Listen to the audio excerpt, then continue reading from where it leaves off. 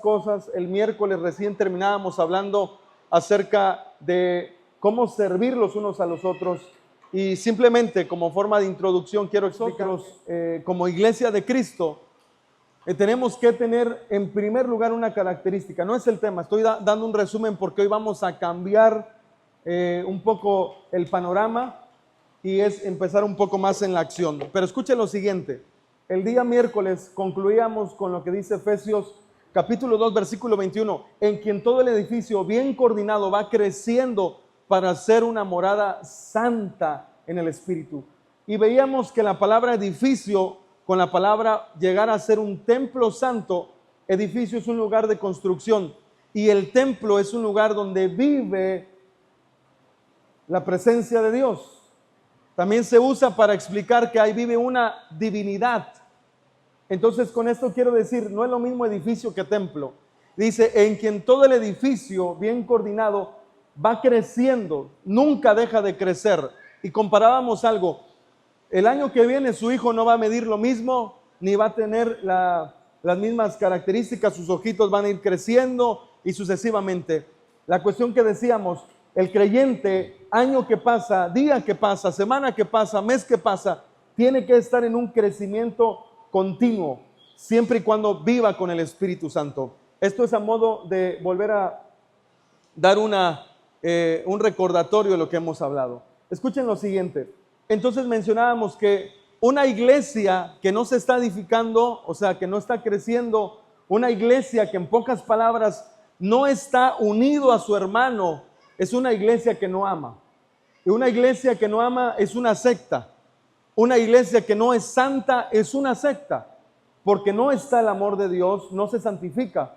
Porque no está el amor de Dios, no corrige su diferencia, sus dolores con la otra persona. Entonces el mensaje que hemos aprendido es, en quien todo el edificio, todos nosotros somos edificio, va creciendo para ser una morada, para ser un templo santo, para que Dios habite ahí. Entonces, hermanos, queremos aclarar una cosa. Todo lo que hemos aprendido hasta el día de hoy se llaman doctrinas de la salvación. Yo quisiera orar simplemente para iniciar a leer Efesios capítulo 3, versículo 14 y versículo 16. Quiero que leamos en primer lugar y después oramos. Miren lo que la palabra dice. Voy a leer Efesios capítulo 3, versículo 14 al verso 16. Por esta causa doblo mis rodillas ante el Padre de nuestro Señor Jesucristo. Verso 15, miren lo que dice la Escritura. De quien toma nombre toda familia en los cielos y en la tierra, para que les dé conforme a las riquezas de su gloria, el ser fortalecidos con poder en el hombre interior por su Espíritu. Ok, estos tres versículos yo sé que podemos seguir leyendo más, pero quiero simplemente por razones del tiempo detenerme acá y estos son los tres versos que vamos a exponer en esta mañana. Vamos a orar. Padre, te damos gracias, Señor. Permiso, ¿verdad? Ok. Felicidades al equipo de alabanza, van avanzando. ¿Y cuántos se gozaron en alabanza hoy?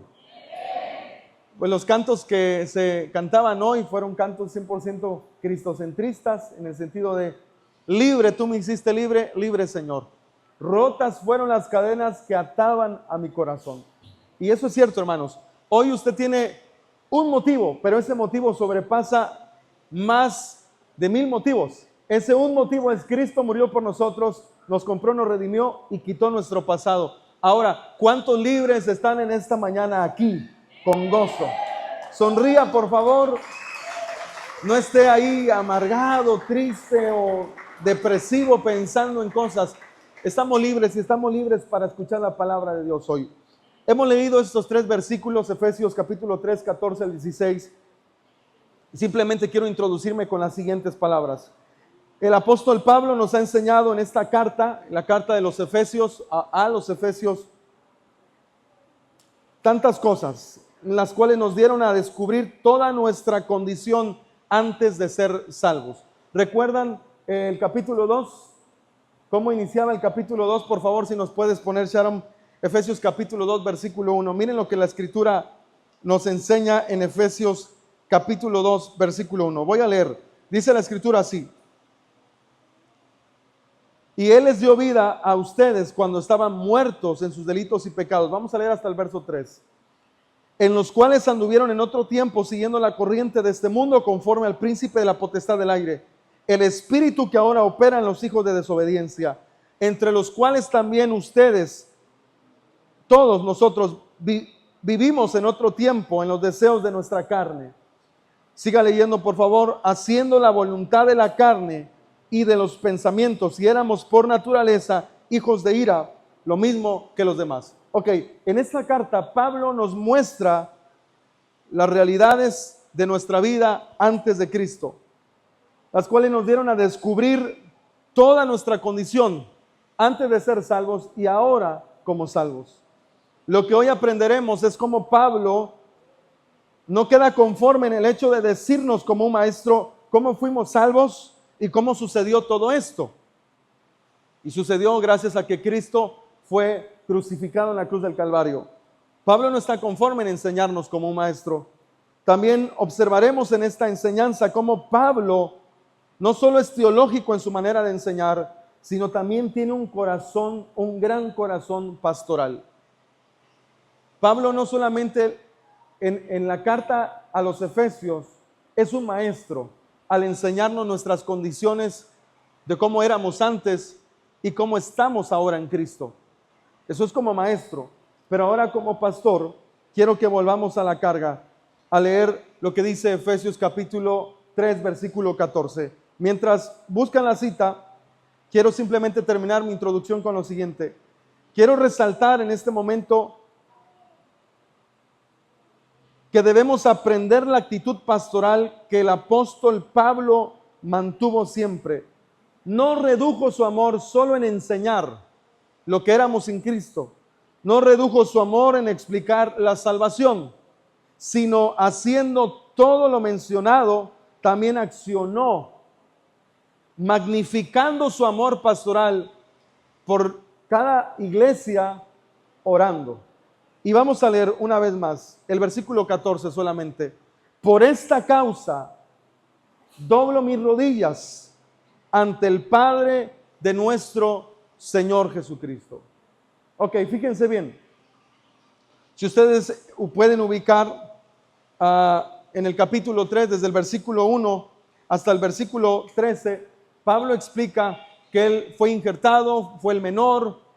Pablo dice que fue enviado a predicar a los gentiles y todo esto lo hizo por amor. Pero ahora dice, habiéndoles dicho todo lo que yo tenía que enseñarles acerca de la salvación y quiénes eran antes de la salvación, quiero decir una cosa. Por esa causa, por la causa que les he explicado, yo doblo mis rodillas ahora. Y quisiera que prestáramos atención. Mi primer premisa que quiero presentarles a ustedes estudiando la Escritura es causa de la oración. Así he titulado esta primera premisa, causa de la oración. Por esta causa doblo mis rodillas ante el Padre de nuestro Señor Jesucristo. Oiga, la causa nos lleva a la acción. Por favor, preste atención a esto. Toda causa nos lleva a una acción. Si usted no tiene un propósito, no va a accionar. Hermanos, si usted dice, mañana me levanto a las 5 de la mañana, pero no tiene un propósito usted con levantarse a las 5 de la mañana, usted solamente va a perder horas de sueño. Usted va a estar sentadito y va a decir, son las 5 de la mañana, solo escucho los grillos. No hay un propósito. Y a las 8 de la mañana o 9 usted va a tener sueño por levantarse sin una causa. Toda cosa que nosotros hagamos sin una causa, hermanos, si no tenemos un para qué, no tiene una finalidad, un propósito, no sirve para nada. Pero Pablo dice una cosa, por esta causa doblo mis rodillas ante el Padre de nuestro Señor Jesucristo. El apóstol Pablo dice, yo me doblo, yo me hinco, yo me arrodillo, yo me humillo. Esa es una señal de quebranto, de humildad, de rendición. Aquí estoy, Señor, por esta causa doblo mis rodillas. Y quiero que leamos el versículo, por favor, versículo 15 y 16. Miren lo que dice la Escritura. De quien toma nombre toda familia en los cielos y en la tierra. Y aquí está la causa. Aquí está el para qué orar. para que les dé conforme a las riquezas de su gloria el ser fortalecidos con poder en el hombre interior por su espíritu. Yo sé que esto tal vez para algunos, ¿qué quiere decir esto de ser fortalecidos en el hombre interior? Quizá algunos ya especulamos qué significa esto. Pero hermanos, yo no sé cuántos espiritualmente hoy vienen muertos acá. Algunos no tenemos que ser tan espirituales para discernir, se les nota en la cara el cansancio, la desconexión, el pie está quizá ya, estamos así, miren. ¿A qué horas termina esto? Oigan, no necesitamos ser tan espirituales. Se nota. Pero aquí viene un asunto. Hoy queremos decirte a ti que vienes quizá muerto espiritualmente, que no encuentras una hilación, una conexión en Dios.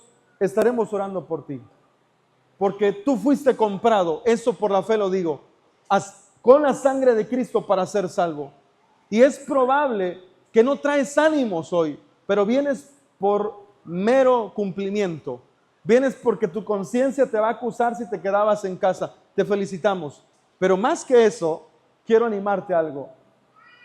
Más que eso, quiero pedirle, luche la buena batalla de su fe para estar conectado con Cristo y su palabra. Fíjense ahora, quiero volver al versículo 14 y explicar esta causa de la oración. ¿Qué es una causa? En este verso no hay tanto que investigar, sino más bien contemplar un ejemplo a seguir. Cuando yo estaba leyendo esto, decía, Señor, ¿qué puedo explicar de este versículo? Y yo veía algo, un ejemplo a seguir. Pablo no tomaba en poco las almas que se habían arrepentido, habían llegado al conocimiento de Cristo. Hermanos, con esto quiero hacer una pausa, pero necesito su atención. Hemos explicado en las últimas semanas y hemos hecho mucho hincapié en lo siguiente. Jesús no vino a morir simplemente para hacerse la víctima. Yo morí por ti, cree en mí ahora, porque he muerto por ti. Y la gente, ay, pobrecito, es cierto, moriste por mí, tengo que creer en ti. No, hermanos. A los que antes conoció, a estos predestinó para ser salvos. Antes de la fundación, nosotros éramos santos. Oiga lo siguiente, a los que conoció, por los que él conoció, vino a morir en una cruz del Calvario. Y hemos dado este ejemplo en estas últimas semanas. ¿Usted moriría por los hijos del vecino? ¿O si sus hijos están muriendo porque le falta un riñón, usted le daría el riñón? Es obvio que usted daría su vida por los suyos. ¿Sí o no? ¿Sí o no? Ok, pues Cristo Jesús no se vino a ser la víctima en una cruz. Él murió por los que Él conoció. Si Él te conoció antes de la fundación del mundo, preste atención. Él te muestra su grado de amor en una cruz. ¿Recuerdan lo que enseñábamos? Y para aquellos que no estuvieron en las prédicas pasadas, hacíamos una pregunta y decíamos, ¿alguna vez usted se preguntó qué debió haber hecho Adán cuando Eva pecó? Y presentábamos lo siguiente, explicaciones que dábamos o posturas que dábamos. Tal vez lo que Adán debió haber hecho era matar a la serpiente. Dios iba a matar a Eva y se iba a quedar solo. Tal vez, número 2, Adán debió comer y también haber negado a Dios en un momento. Ok, Dios, si quieres corrernos, échanos fuera, en lo que pasó. Número 3, tal vez Adán debió haber matado la serpiente y haberle dicho a Dios, Dios, mi mujer pecó, merece morir, pero yo quiero que mi mujer viva, elimíname a mí, mátame a mí, que la culpa de ella caiga sobre mí. Eso es lo que Adán debió haber hecho, hermanos. El segundo Adán, que es Cristo, lo vino a hacer. Jesucristo dijo, yo voy a ir a la cruz, no mates a mi iglesia, no mates a mi esposa, a mi novia, yo asumiré todo el pecado de ellos. Ok, ¿por qué mencionamos esto? Porque Pablo dice, por esta causa doblo mis rodillas. Hay una causa, fíjense bien, Si algo tenemos que llevar a casa en esta mañana, es lo siguiente. No solo se trata de saber sobre el Evangelio, sino también se trata de orar lo que hemos aprendido acerca del Evangelio. Oiga, usted y yo cumplimos una cosa hoy, escuchar la palabra de Dios. Y quiero hacer bien ese trabajo, no adulterar la palabra. Yo no quiero hablar de mí ni de nada, solo quiero hablar de la palabra en estos 45 minutos. Pero escuche lo siguiente, que es importante y de mucha importancia. No solo se trata de saber el Evangelio, sino cuánto estoy orando de lo que me han hablado. Cuánto estoy orando a Dios que siga en mi interior, siendo fuerte en mí para avanzar en el poder del Espíritu Santo. R.C. Sproul, un teólogo de los últimos años que ya falleció, dijo lo siguiente: orar nos alinea a la voluntad de Dios. Orar nos alinea a la voluntad de Dios. Usted y yo podemos estar lejos de lo que Dios dice de nosotros, pero cuando usted ora, usted se alinea a la voluntad de Dios. Por favor, si hay algo que tenemos que aprender del apóstol Pablo, número 1, mencionábamos esta pregunta acerca de Adán, ¿qué debió haber hecho? Adán, el segundo Adán, nos mostró amor. Ahora, si usted ama de verdad, usted tiene que orar por el crecimiento de Cristo. En primer lugar, por usted, por su familia, en su familia y por toda la congregación. No sé si me estoy dando a entender. Creo que algunos no durmieron bien. Traen carita de que sí estoy aquí, pero me está ganando el sueño. Ok, dese un pellizcón, por favor, para que no lo haga otra persona. Ok, tenemos que aprender algo del apóstol Pablo. El amor por las almas.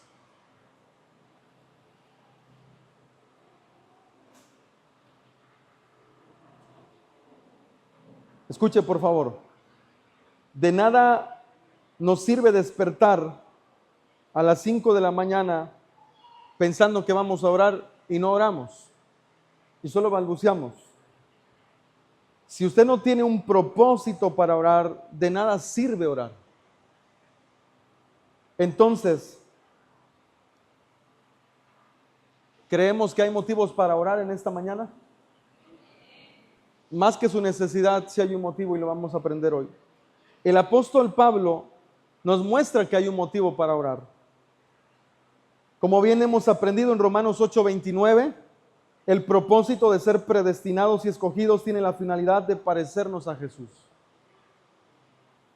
A los que Él escogió los predestinó para que sean semejantes en Cristo Jesús en todo. En todas las áreas, el Padre quiere que seamos como Jesús.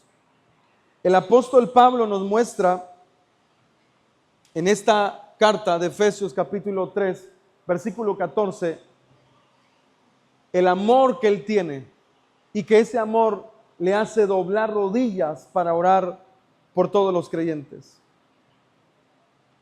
Fíjense bien, la herramienta que nos ayudará a facilitarnos este trabajo de parecernos a Jesús será la oración.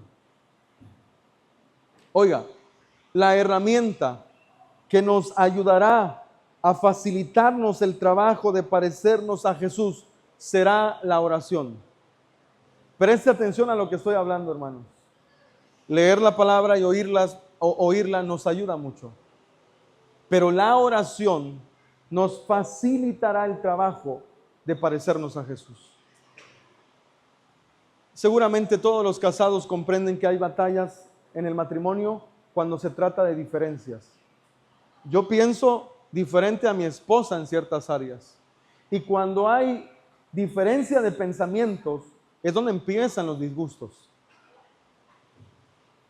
Pero hermano, la victoria está en la oración. La victoria está en la oración.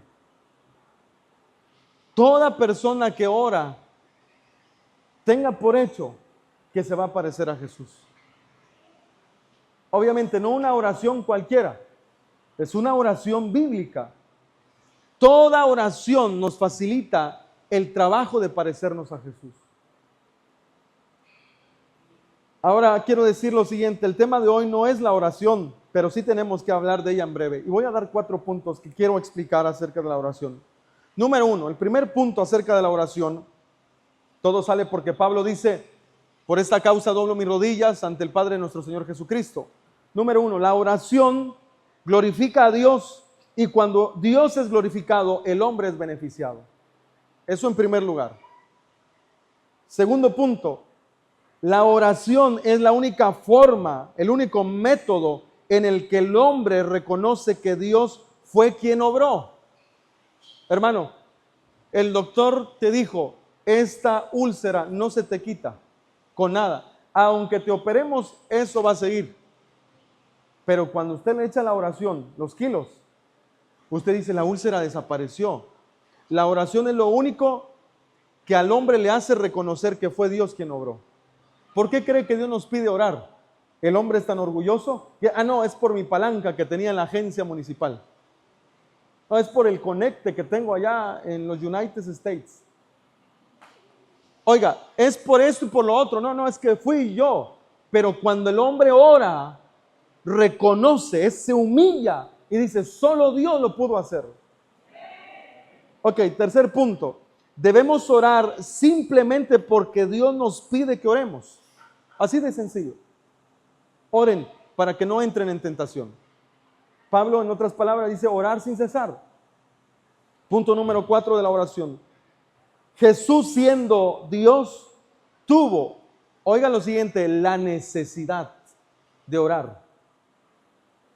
Jesús, siendo Dios, tuvo la necesidad de orar. Nosotros debemos orar. Si Jesús oró, yo debo seguir el modelo de Jesús. Ok. Entonces, si tomamos en cuenta que hay una causa, se nos será más fácil accionar. ¿Saben por qué muchos de nosotros no queremos orar? Porque no sabemos qué orar. ¿Saben por qué muchos de nosotros nos aburre orar? Porque no nos estructuramos para orar. Y aquí les va un consejo que a mí me ayudó en su momento. Yo me senté y empecé a ver todo el ruido de mi mente. Es la deuda, es la iglesia, es la prédica, son las visitas, la construcción de la casa. Cuando me senté y escribí todo, ahora sí sé qué orar. Señor, es mi carácter. Cuando usted tiene bien establecido en una lista lo que le está haciendo ruido, lo que le está perjudicando, ahí la oración tiene sentido. Pero cuando usted no ordena su mente, usted tiene problemas y sabe que la oración le ayuda, pero como no sabe orar, no sabe cómo usar esa herramienta, lo único que hace es frustrarse con la oración. No, es que no puedo orar, no sé orar, no me gusta orar, como que la oración no es lo mío. Oiga, el mensaje hoy es claro, tenemos que orar porque Dios nos pide orar. Eso glorifica a Dios y cuando Dios es glorificado beneficia al hombre. Porque Jesús siendo Dios oró y yo también tengo que orar. No siempre tendremos ánimos de accionar, pero ahí estará el Espíritu Santo para convencernos y ayudarnos de que debemos orar. El Espíritu Santo está interesado, hermanos, en que nosotros oremos al Padre. El Espíritu Santo quiere acomodar nuestras palabras para que nuestras palabras vayan bien dirigidas al Padre. Estoy citando en este momento Romanos 8:26. Y de igual manera no sabemos qué pedir como conviene, pero el Espíritu Santo, el Espíritu de Dios, intercede por nosotros con gemidos indecibles. Oiga lo siguiente, Él ordena las palabras porque intercede conforme a la voluntad del corazón del Padre y se hace la voluntad del Padre. Yo he orado, pero mis palabras, si no van conforme al corazón de Dios, el Espíritu Santo las acomoda y en la oración trae a mi mente la revelación del propósito de Dios para mi vida. Vuelvo a aclarar, no estamos hablando de la oración, pero es importante dejarlo en claro. Y por eso quiero entrar en mi segunda premisa, es ¿por quién es orar? Miren lo que dice la Escritura en el versículo 15, Efesios capítulo 3, verso 15, de quien toma nombre toda familia en los cielos y en la tierra. Y quiero empezar, ustedes saben, a veces hay versículos que tenemos que definir palabras. La palabra familia en este versículo, en la palabra que estamos estudiando acá, es un sustantivo femenino que significa patria, descendencia, estirpe, tribu o pueblo. Oiga bien, de quien toma nombre toda estirpe, toda descendencia, toda tribu, todo pueblo. Esto es importante entenderlo en esta mañana. Y quiero explicar lo siguiente. Esta palabra familia está relacionada en el libro de Efesios, porque recuerdan, si ustedes pueden volver conmigo un poquito atrás al capítulo 12, al capítulo 2, versículo 17, si no mal recuerdo, versículo 15. Miren lo que dice: aboliendo en su carne las enemistades, la ley de los mandamientos expresados en ordenanzas, para crear en sí mismo de los dos un solo y nuevo hombre, haciendo la paz. ¿Se da cuenta? Al decir de los dos, está hablando de judíos y los gentiles, que somos todos nosotros. La palabra familia que estamos estudiando hoy está directamente relacionado con las 12 tribus de Israel. Ahora, ninguno de nosotros nació en esa tribu. Y la palabra estirpes significa las familias que salieron de esas 12 tribus. Pero hermanos, aún nosotros no salimos de ahí. Pero ya hemos aclarado el término que Cristo murió en la cruz del Calvario, se divorció de los judíos, de los hebreos de sangre. ¿Recuerdan? Ahí no hay adulterio. Una vez que muere el marido, ¿qué pasa? La mujer puede y tiene derecho de casarse con otro. Cuando resucita el nuevo hombre, Cristo, al tercer día, ahí es donde le dice a los judíos y a los gentiles: he hecho de ustedes un solo pueblo. Ahora sí, judíos y gentiles pueden casarse conmigo. El único paso es creer en mí. Oiga lo siguiente, ¿por qué estamos hablando esto? Toda familia. Pablo está orando por toda familia. Ahora nosotros somos todas esas familias que tomamos nombre. ¿Puede leer conmigo el versículo 15? De quien toma nombre toda familia en los cielos y en la tierra. Aclaro, la palabra familia estaba ligado directamente a las 12 tribus. Pero ahora nosotros, y para reivindicar esto, quisiera que leyéramos Primera de Pedro 2:9. Puede leer la proyección. Mas ustedes son linaje escogido. Lea conmigo, 1, 2 y 3. Mas ustedes son linaje escogido. ¿Qué más? Real sacerdocio. ¿Qué más? Nación santa, pueblo adquirido por Dios, para que anuncien las virtudes de aquel que los llamó de las tinieblas a su luz admirable. Ok, ustedes son linaje escogido.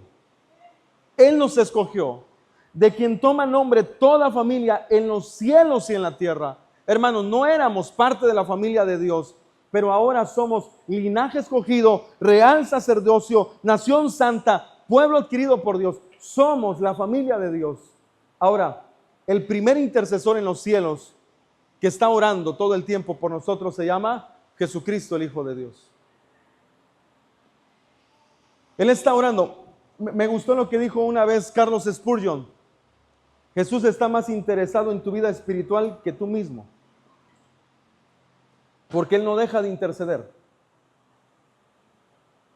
Y eso es cierto, hermanos. Él todo el tiempo anhela que nosotros le conozcamos. Nosotros nos olvidamos fácilmente. Saliendo de este lugar, se nos olvidan. Es normal, es natural. Nuestra carne nos lleva a pensar: ¿qué vamos a hacer de comer? ¿A dónde vamos a ir a comer? ¿Nos vas a llevar a la playa, papá? Es normal, se nos olvida.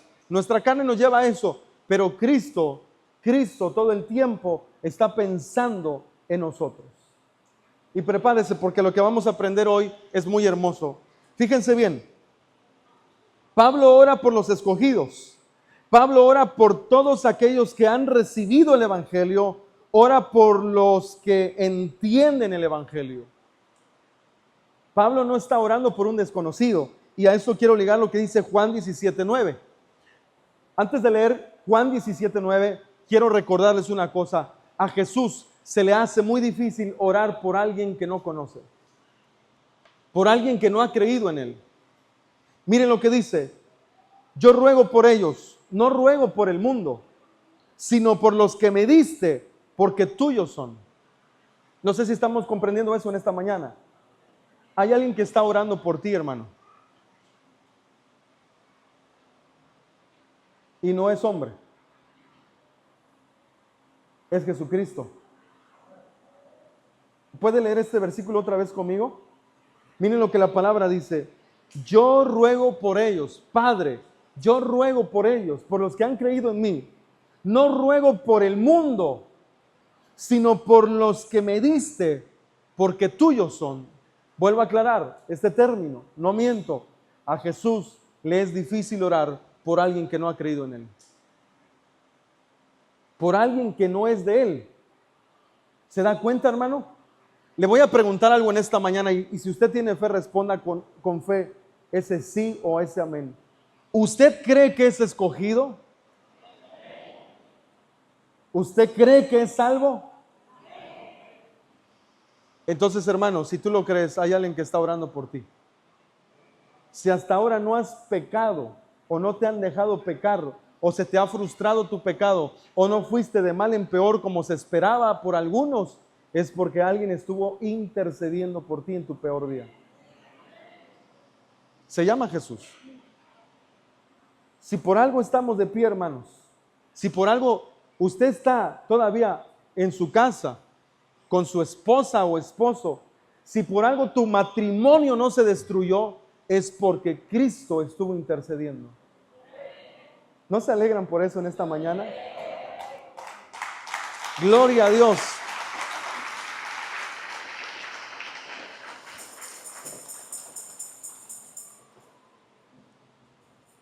Escuchen lo siguiente, muestras de amor. Si alguien quiere orar por nosotros, es una gran muestra de amor. Hermano, cuando alguien te diga, voy a orar por ti, te está mostrando de verdad el amor.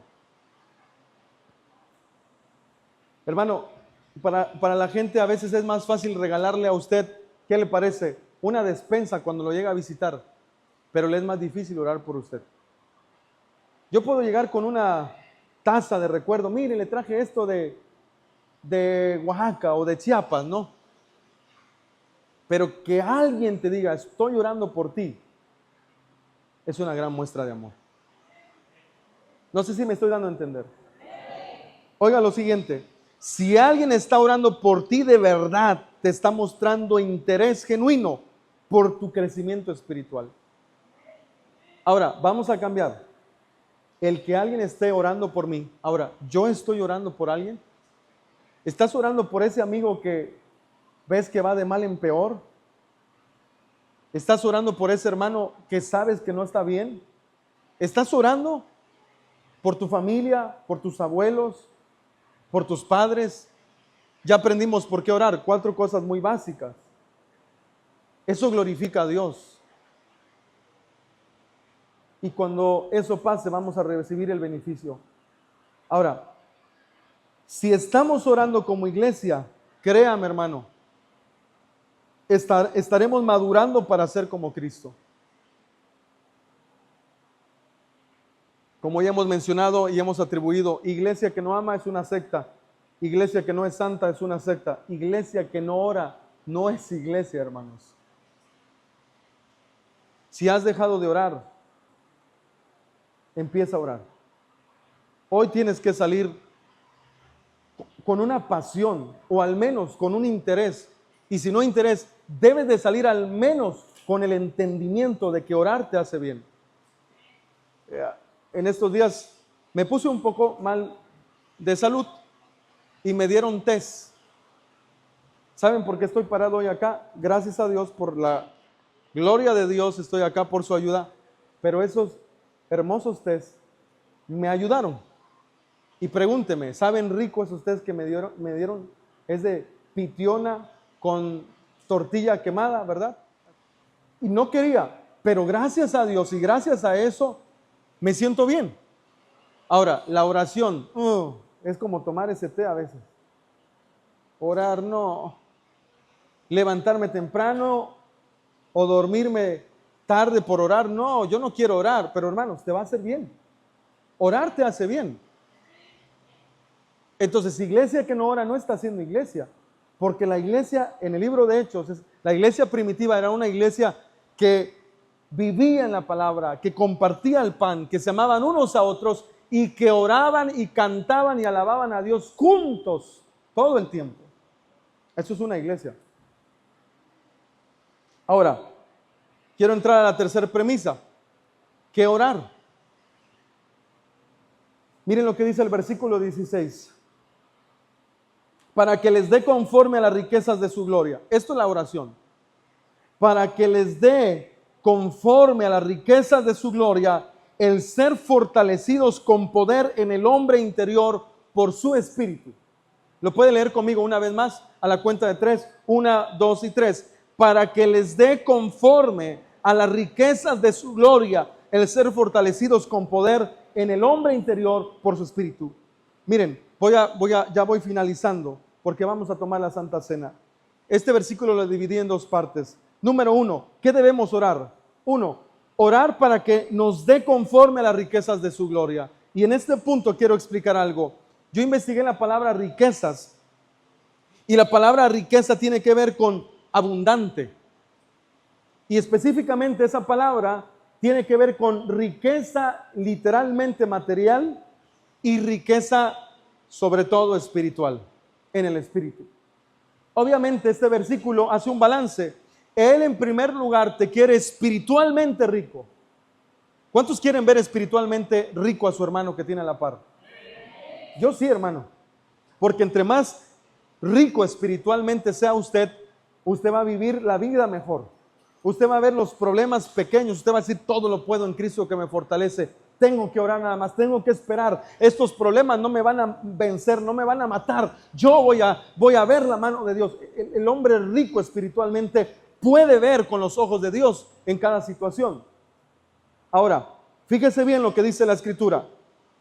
Quiero que vaya a tercera de Juan capítulo 1, verso 2 al verso 4. Hablando en primer lugar de las riquezas materiales. La Escritura dice lo siguiente. Tercera de Juan capítulo 1, verso 2 al 4.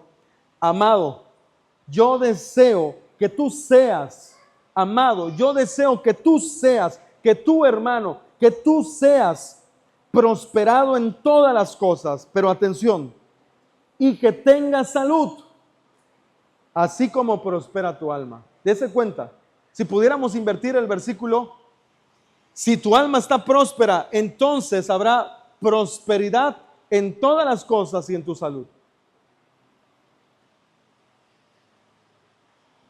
¿Sí o no? ¿Saben por qué me pasó lo que me pasó?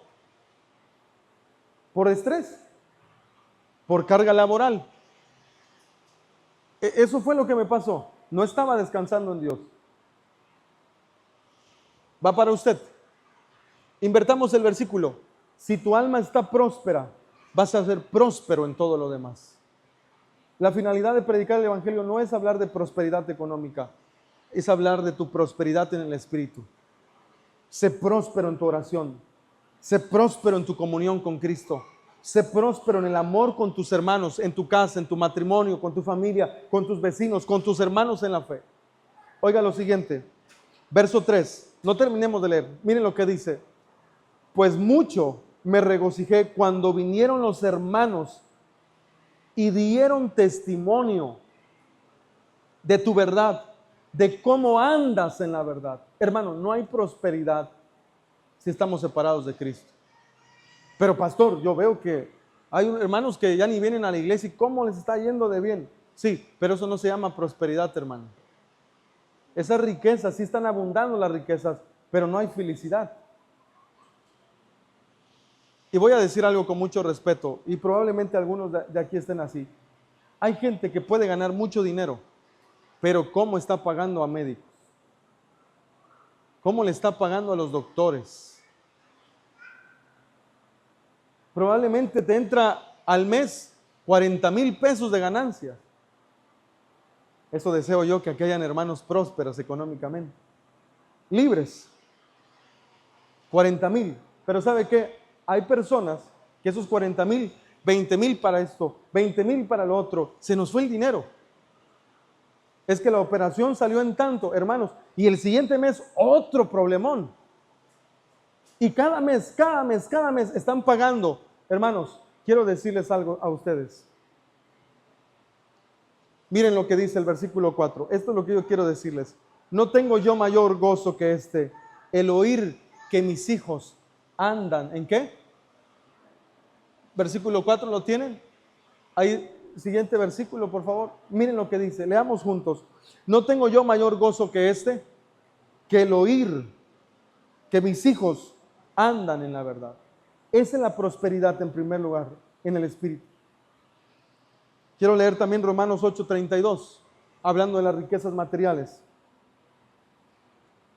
Romanos 8:32 dice, el que no escatimó a su propio Hijo, sino que lo entregó por todos nosotros. Miren la pregunta, ¿cómo no nos dará también con Él todas las cosas? Hermanos, ¿qué será más valioso para Dios? Hablando Dios el Padre, ¿Jesucristo o todas las bellezas del mundo? ¿Qué ama a Dios más? ¿A Jesús o a todo el mundo? Hablando en bellezas naturales. Obviamente que a Jesús. Si pusiéramos al Padre a preguntarle, Padre, ¿qué amas más? ¿A Jesús o a los Ferraris? Hablando de coches muy hermosos. El Padre va a decir, mi Hijo.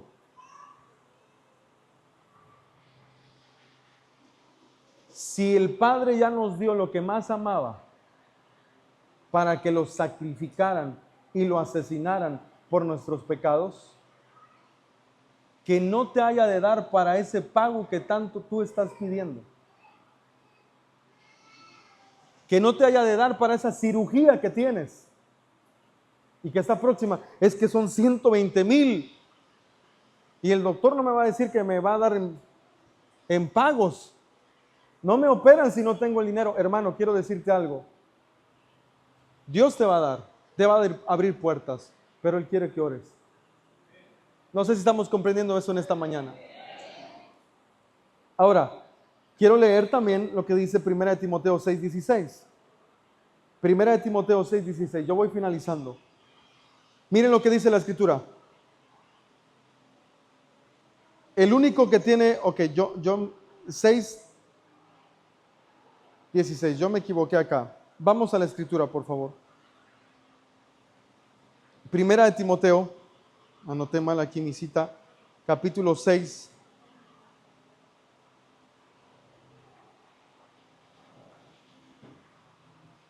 ¿Estamos ahí? Versículo 17, por favor. Era el verso 17. Ok, denme un momento. Leamos juntos, por favor, a la cuenta de 3. 1, 2 y 3.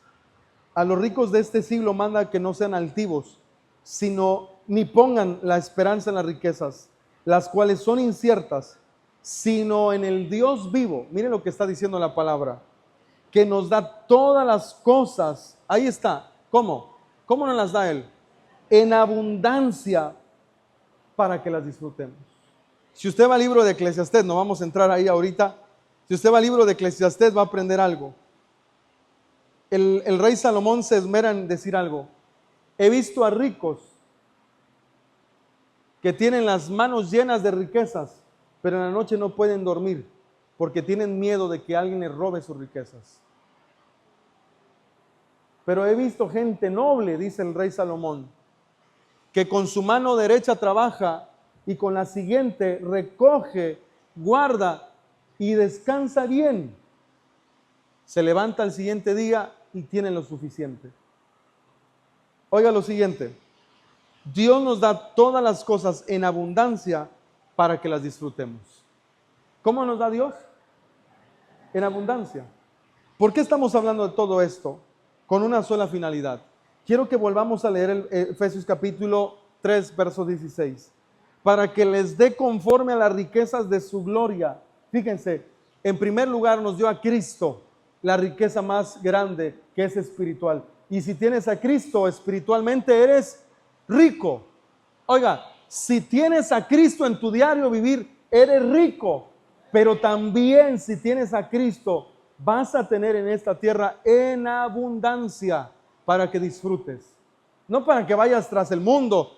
Hermano, de verdad, ¿cuál es el problema de este mundo? El mundo que ya salió un teléfono y el mes que viene otro teléfono y quiere el otro teléfono, y la cuestión es de que nunca se cansa el ojo de ver y el alma de desear, y solamente trabajan para lujos. Arrepiéntete si solo trabajas para eso. Trabaja, hermano, para bendecir a otros. No seamos egoístas. Demos a los necesitados. Eso es la iglesia. Ahora, fíjese bien, para que nos dé conforme a las riquezas de su gloria. Siguiente, miren lo que dice ahí, el ser fortalecidos. ¿Cómo? Con poder en el hombre interior por su espíritu. Ahora, ¿qué tiene que ver todos los versículos de prosperidad y de abundancia en nuestras vidas materiales? ¿Qué tiene que ver, hermanos? Yo he visto gente que dice, ya no voy a ir a la iglesia porque tengo que pagar.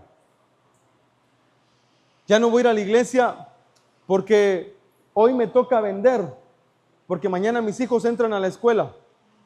Hermanos, ¿saben qué? Cuando tú le das a Dios el primer lugar, Él te va a dar a ti.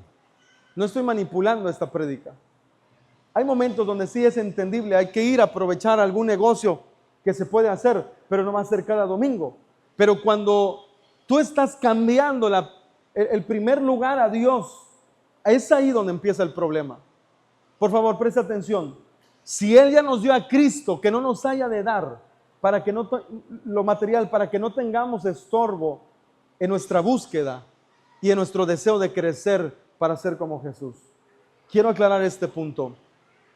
Dios te va a dar siempre y cuando, atención, voy a decir las palabras correctas. Dios te va a dar siempre y cuando tu objetivo, tu meta número 1 sea ser como Jesús. No sé si me estoy dando a entender o no, pero es bíblico lo que estoy diciendo. Hermano, hay gente que viene a la iglesia y lo ha hecho de esta forma. Ya te di tiempo, Dios, ahora tú me tienes que bendecir. Hay gente así. Ya te ofrendé, Dios, ahora te toca darme. Ya te di tanto, ahora te toca multiplicarme lo que yo te di. Hay gente que ve a Dios así, pero eso no es así, hermano. Hay que entender una cosa, Él ya nos dio a Cristo, pero no basta con que conozcamos el Evangelio, no basta con que entendamos quiénes éramos sin Cristo, lo que Él quiere es que seamos como Cristo. Y Él va a dar todo lo material, todo lo que tú necesites, siempre y cuando tu propósito en esta vida sea ser como Jesús. ¿Aclaramos el término o no? No vengas aquí para pedirle y cuando ya tengas lo que le pediste, porque Él te lo va a dar, bye Dios, muchas gracias. Hemos comparado esto con los paramédicos. Les agradezco si nos traen la Santa Cena, por favor. Hermano, le voy a hacer una pregunta. ¿Alguna vez usted ha tenido algún accidente que ha terminado en la calle tirado? Tal vez no todos han tenido el primer desafortuno de tener un accidente. Pero si vamos a este ejemplo, imaginemos ahora que alguien lo atropelló un carro. Viene el paramédico, le dice todo va a estar bien, tranquilo, échale ganas. Lo sube a la ambulancia, lo llevan al hospital y quien va a ver el paciente va a ser el doctor todo el tiempo. Vas mejor, échale ganas, mira, esto es lo que tienes que hacer, otros 2 días más y ya sales. Oiga lo siguiente, pregunto, ¿la persona que fue accidentada volvió a ver al paramédico que lo levantó? Le fue a decir gracias porque me levantaste ese día que estaba tirado. Así mucha gente está con Cristo. Lo ve como un paramédico. Cuando tengo problemas lo busco. Cuando se solucionaron, bye Jesús, eres buena onda. Ahí te voy a recomendar con más clientes, ¿verdad? Mucha gente así. Pídele a Dios, te va a dar, te va a ayudar. Pero hermanos, el propósito número 1 de la fe es, o el propósito más hermoso de la fe que se nos pide en esta fe es ser como Jesús. En pocas palabras dice, ¿quieres ser como Jesús? Te voy a ayudar con tus problemas. son financieros, te voy a ayudar con las finanzas. ¿Quieres ser como Jesús? Te voy a ayudar con tu matrimonio, pues vamos, te voy a echar la mano. ¿Quieres ser como Jesús? Te voy a ayudar con tus hijos. No tengas miedo. Ese es el punto al que queremos llegar hoy. Por esta causa, doblo mis rodillas al Padre de nuestro Señor Jesucristo, en quien toma nombre toda familia en los cielos. Y el verso 16 que nos enseña lo siguiente. Finalizamos leyéndolo una vez más, por favor. Miren lo que dice la Escritura. Para que nos dé conforme a las riquezas de su gloria, el ser fortalecidos con poder en el hombre interior por su Espíritu. Tenemos problemas en el mundo, sí, pero Él nos quiere fortalecer. Vamos a pasar pruebas en esta tierra, sí, pero vamos a ser fortalecidos por su Espíritu, hermanos, en el hombre interior. Así que yo finalizo con estas palabras. Si de verdad eres creyente en Jesús, tienes un gran trabajo. Ser como Jesús. Y para ser como Jesús, tienes que ser fortalecido en el interior por el Espíritu Santo. Así que póngase de pie. Vamos a finalizar en esta mañana. Disculpen, creo que no di el nombre del tema, ¿verdad? Por aquellos que toman notas, el tema de hoy se llama Fortalecidos en el interior por el Espíritu Santo. Fortalecidos en el interior por el Espíritu Santo. Vamos a orar.